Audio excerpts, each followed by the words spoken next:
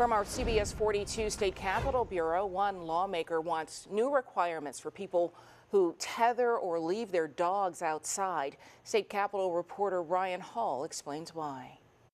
Representative Philip Insler tells me his constituents are calling for legislation that ensures dogs in the state of Alabama are treated fairly.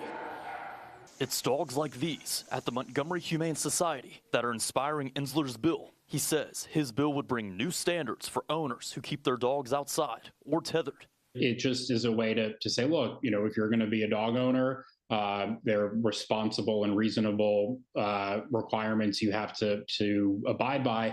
That means making sure your dog has adequate food and shelter, especially in the cold weather. We do this for children. We do this if you're going to, own other property.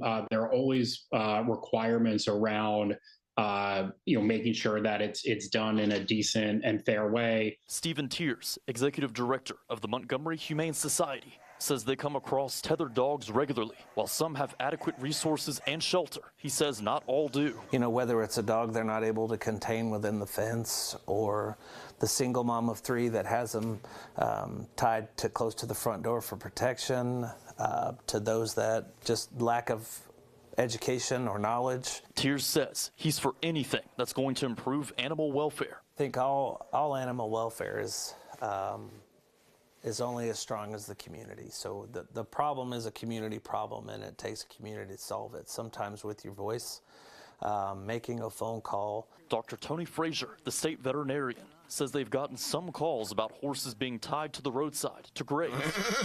Even to take advantage of, I guess, forages that may be there, that's unacceptable.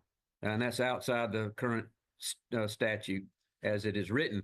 While there is no statute for dogs, he says it's hard to keep them in acceptable environments without proper oversight. Staking or tethering a dog to a tree or whatever in the summertime is in my opinion, not respectful of the animal.